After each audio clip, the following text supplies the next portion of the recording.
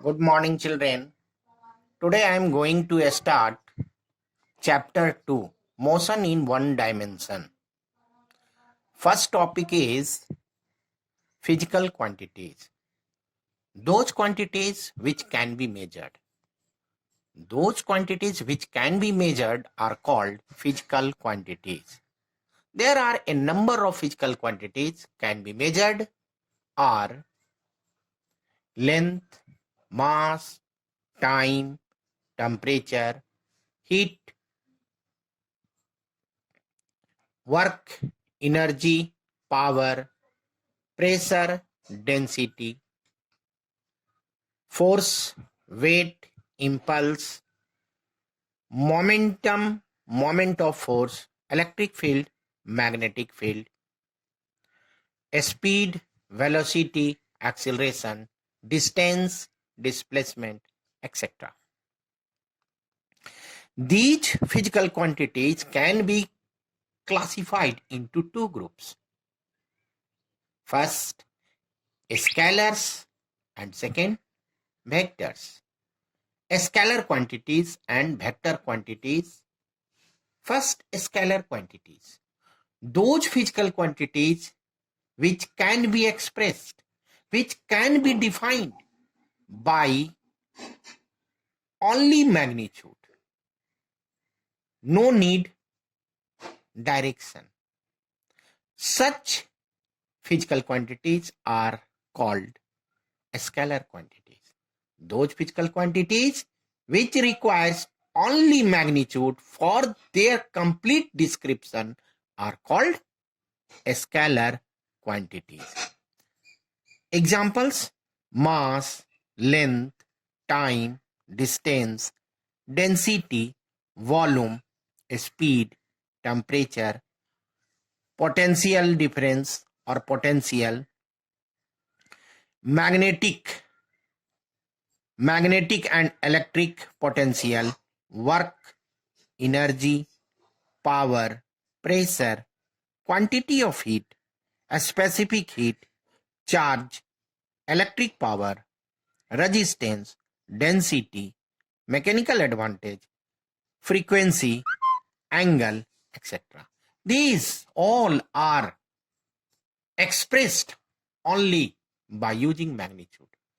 There will be no need of direction, and therefore they are called scalar quantities. Vector quantities. Second group is vector quantities or vectors. Those quantities which require both magnitude and direction. Those quantities which require both magnitude and direction for their complete description are called vector quantity. Examples of vectors quantities are displacement, velocity, acceleration, momentum, force, moment of force, impulse, weight, temperature gradient, electric field, magnetic field, dipole moment, etc. Some of the physical quantities you will learn in higher classes. But some of these, like distance, displacement, velocity, acceleration, momentum, force, we will learn in these classes and in this chapter also. So physical quantities are categorized or grouped into two: a scalar quantity and vector quantity. A scalar quantity needs only magnitude for description. Vector quantities need both magnitude and direction for complete description. Next, rest and motion. Rest and motion. Rest.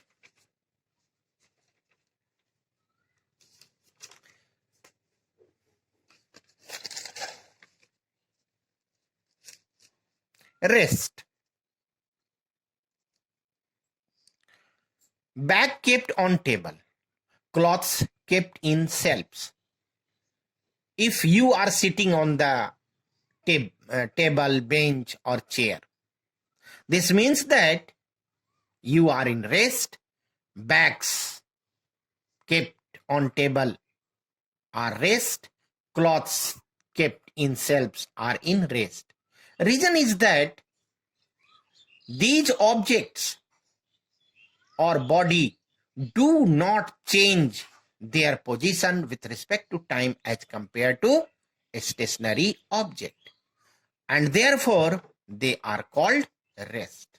So rest can be defined as bodies which do not change their position with respect to time as compared to a stationary object or surrounding object.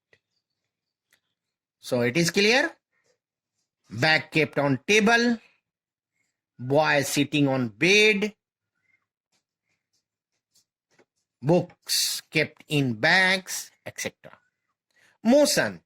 Motion is just opposite to rest. When a body changes its position with respect to time as compared to a stationary object or surrounding object, like running bus. When bus is moving, when we compare the bus with respect to pole or a building, then you will observe that position of bus is gradually changed. Position is changed with surrounding, and therefore it is in motion. So running bus is in motion. Running train is in motion. Running cars is a motion. Throwing a stone is in motion. Throwing a stone, falling a stone, flying birds, all are in motion. Running boys are in motion because they all change their position with respect to time as compared to their surrounding or a stationary object. Let us see rest and motion. When two boys are riding cycle, two boys are riding cycle with same speed, separately with same speed in same direction. The position of the boy does not change with each other. Position of boys do not change with each other. Then we say that boys are in rest because position of one boy does not change with respect to other boy. So these two boys are in rest. But two boys are riding bicycle. When we compare both boys with respect to a pole, tree or a building, then we find that their position change with respect to pole, with respect to a stationary object. And then we say that boys are in motion. But one boy with respect to other boy is at rest. Let us see another example. Passengers A and B. Suppose passenger A and B are traveling in a bus. Bus are in moving. When we compare both A and B, passenger A and B, with respect to outside the pole or tree or a building, then the position of A and B are continuously changed. Position of A and B are continuously change, and therefore both A and B are in motion. But when passenger A and B, when position of A is compared to passenger B, then we find that the position of A does not change with respect to passenger B. Then it is said to be passenger A is at rest with respect to passenger B, because position of A does not change with respect to passenger B, and so A and B both are in a stationary state or at rest. Okay, children, rest and motion. Now, different types of motion. One-dimensional motion. One-dimensional motion. One-dimensional motion means body moving in a plane. Body moving in a plane surface in a straight line. Body moving in a plane surface in a straight line. It is said to be one-dimensional motion. Running train, running car in a straight path. Car moving in a straight path. Train moving in a track, a straight track. Then the motion of running train, the motion of running car are said to be one-dimensional motion. Two-dimensional motion. Body moving in a plane. Body moving in a plane in curved path or zigzag path or circular path. Body moving in circular path. Body moving in zigzag path. Body moving in curved path. Then it is said to be two-dimensional motion. So motion of car in a curvilinear path. Motion of cars in a curvilinear path. A little boy playing. A little boy playing in a zigzag path. This means that the motion of little boy is two-dimensional motion. Three-dimensional motion.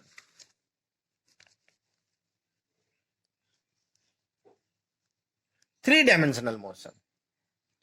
When a body moving in a space. When a body moving in a space is an example of three-dimension. And then a body is moving in a space is said to be three-dimensional motion. Flying kite, flying birds, flying aeroplane, all are example of three-dimensional motion. All are example of three-dimensional motion. Next topic is distance and displacement. Distance, actual length of path covered by body or actual length of path followed by body is known as distance. Distance is a scalar quantity.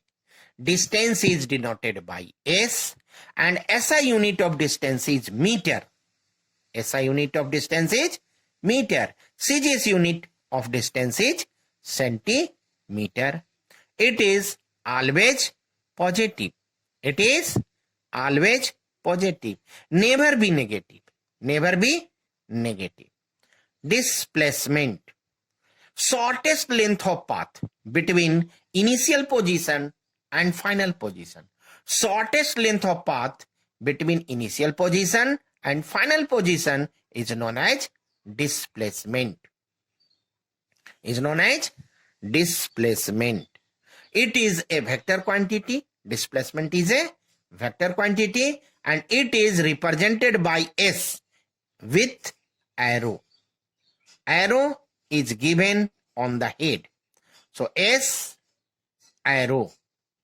This denotes the vector quantity. So displacement S arrow.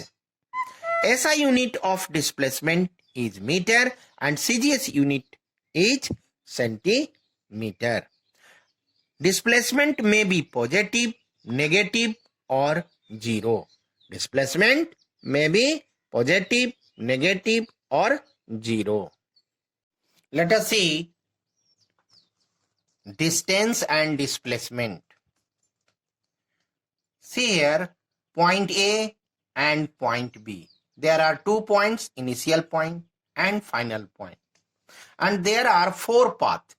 Path number 1, path number 2, path number 3, path number 4.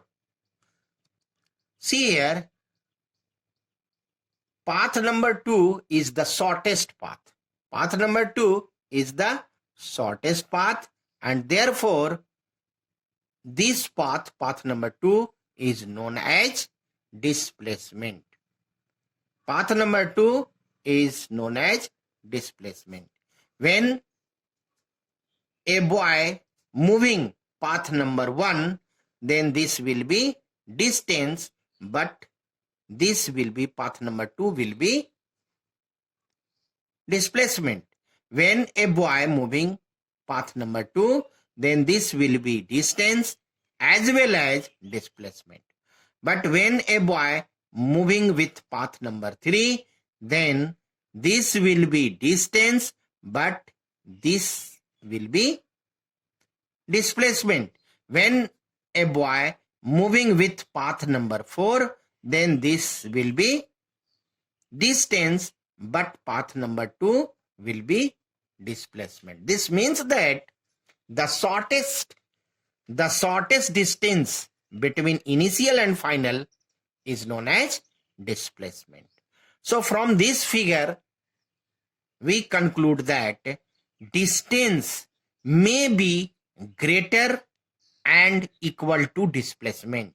Distance may be greater and equal to displacement. Distance may not be less than displacement. Okay? And the object or the body always followed the path in, then it is said to be distance. But it is not necessary the body followed the path for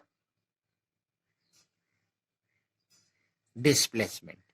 When body traveling from first path, this is the distance, but this is displacement. So this path number 2 is not followed by body, but displacement is this, while he followed path 1. So it is clear. So in distance, body followed the path, but in displacement, it is not necessary to follow the path. So it is clear, student?